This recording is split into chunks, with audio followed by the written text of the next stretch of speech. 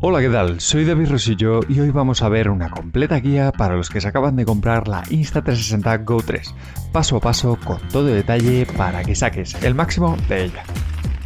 Así que vamos a empezar directamente primero con un pequeño unboxing de la cámara y que ya te mostré la review más completa de la Go 3 que te dejo por aquí arriba, donde tenemos el pack de la Go 3 de 64 GB.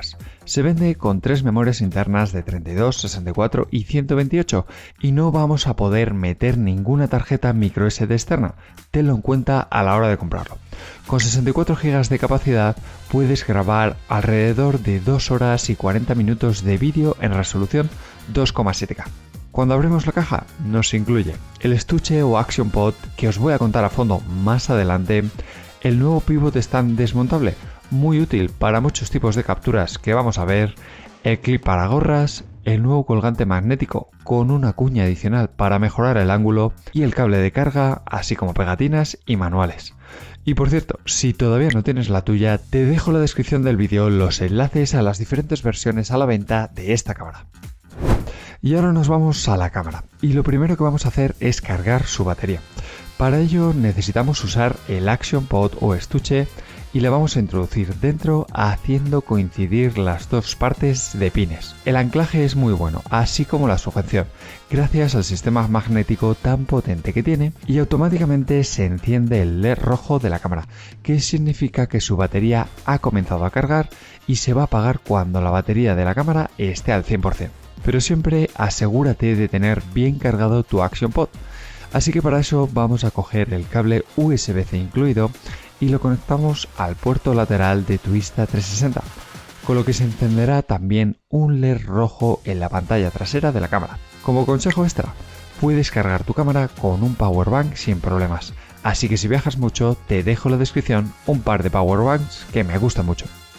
Y ahora que ya está cargada vamos a encenderla, pulsando una vez en el botón lateral superior. Y lo primero que nos pregunta es que elijamos nuestro idioma. Seleccionamos español. Y desde aquí nos manda directamente a la aplicación de Insta360 para actualizar nuestra cámara. Así que vamos allá.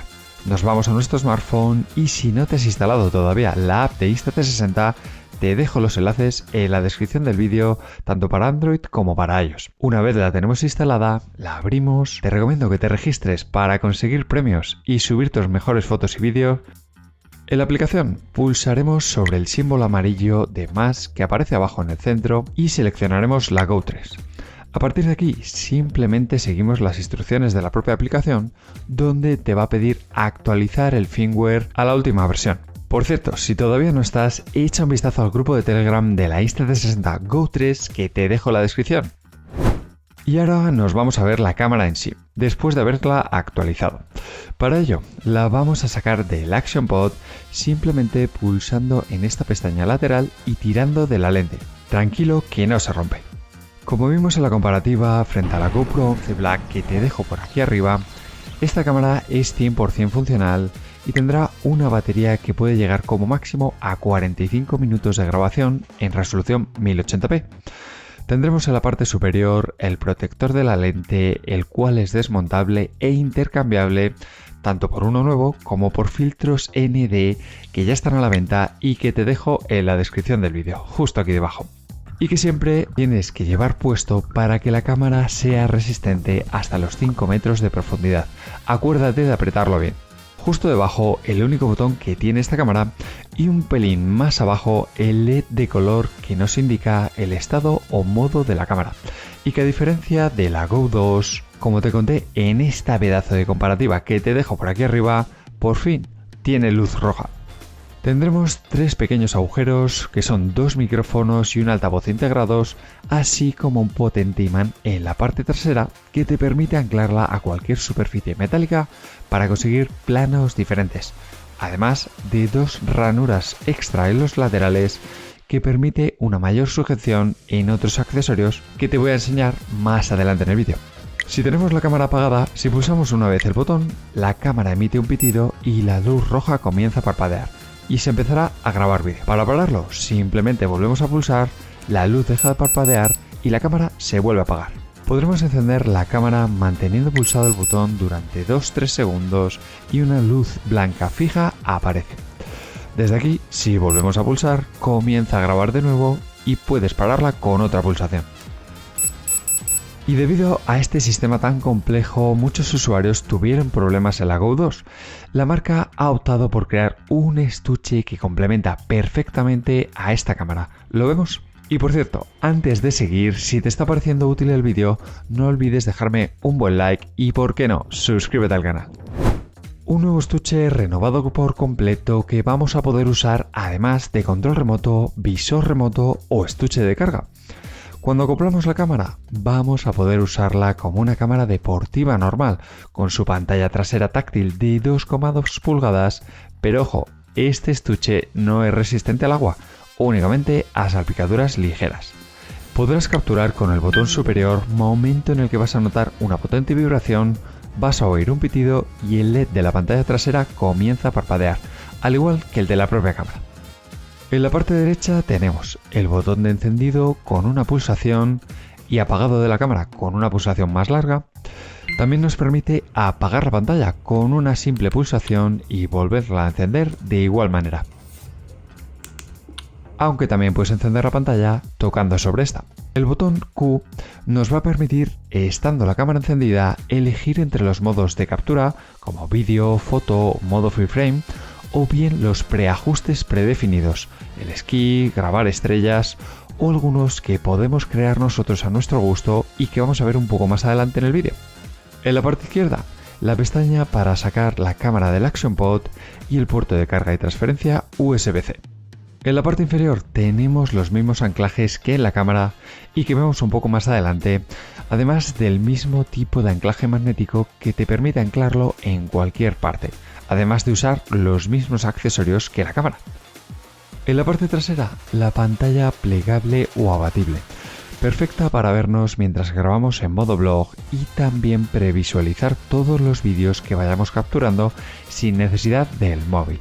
Si tienes el Action Pod encendido, vamos a poder extraer la cámara y vamos a contar con un visor y control remoto 100% funcional para tu cámara, que tiene un alcance máximo de 10 metros y que tiene un pelín de retardo, pero que sin duda es muy útil para colocar la cámara en lugares complicados y ver cómo quedan estos ángulos.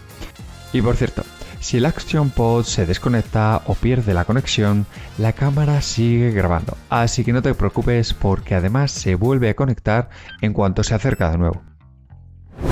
En la parte superior izquierda tenemos la cantidad de memoria libre medida en minutos y en la parte superior derecha las barras de baterías que queda tanto en la cámara como en el Action Pod, y justo debajo el perfil de color que estamos grabando, en este caso el Vivid, el cual siempre te recomiendo que elijas.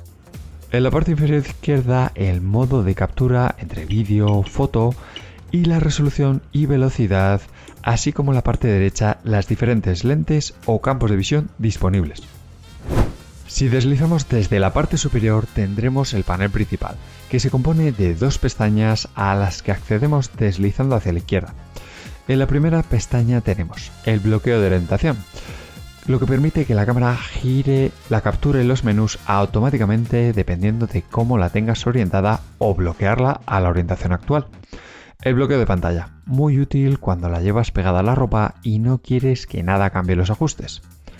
Puedes ajustar el nivel de pitidos de la cámara para entornos más silenciosos, al igual que el brillo de la pantalla, el cual siempre pongo al máximo. El modo de captura rápida, que permite grabar con solo pulsar un botón cuando la cámara está apagada, muy recomendable y que siempre llevo encendido. Apagar o encender el control por voz. El modo pregrabación, que te permite capturar vídeo de 10 a 30 segundos antes de pulsar el obturador para no perderte nada en tus vídeos. Y la captura programada, para no tener que levantarte a las 4 de la mañana para grabar un timelapse del amanecer. Y en la siguiente pestaña, pues tenemos los ajustes del micrófono, que son la reducción del viento, el estéreo o modo direccional, activar la cuadrícula en la pantalla de la imagen y los ajustes. Aquí en los ajustes vamos a tener la versión del firmware de la cámara, activar o desactivar las luces de la cámara y la vibración, el estado de la memoria. Fíjate, como en mi modelo de 64 GB únicamente tengo disponibles 59 reales. Por cierto, si quieres formatear la memoria, desde aquí lo puedes hacer. configurar el Quick Capture, es decir, el modo de captura cuando pulsamos el botón de disparo del Action Pod, así como configurar el tipo de captura cuando la cámara está suelta y pulsamos su botón, eso que te he explicado un poquito antes. El Wi-Fi y el control por voz que vamos a poder elegir únicamente entre los idiomas chino e inglés, así como la lista de comandos disponible, la tasa de bits y nitidez del vídeo que siempre te aconsejo llevar en alto y medio respectivamente, y los idiomas y reseteo de la cámara. Lo sé, muchas opciones, pero quiero que lo entiendas todo. Por cierto, si te aparece alguna duda, para ahora mismo el vídeo y escríbemela en los comentarios. ¡Corre! Una vez volvemos a la pantalla principal, pulsamos sobre el tipo de captura y podremos elegir entre vídeo, video free frame, timelapse, time shift, slow motion, bucle o starlapse para capturar las estrellas.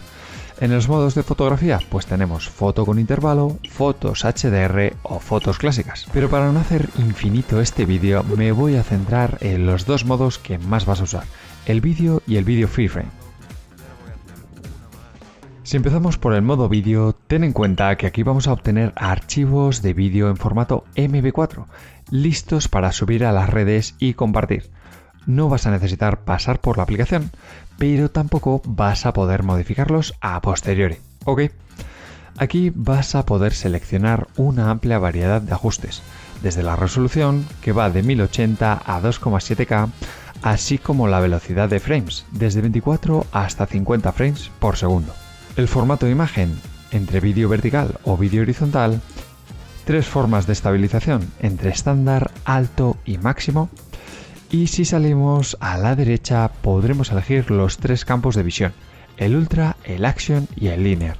En mi caso siempre lo llevo en Ultra para capturar todo. Y si nos vamos al Video Free Frame, este va a ser el modo en el que tienes que pasar por la aplicación sí o sí después de grabar tus vídeos.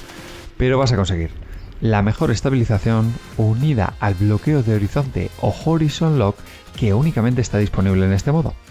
Vas a poder recortar la imagen a tu gusto, cambiar el formato, aunque la resolución va a bajar hasta los 1440p a 50 frames por segundo como máximo.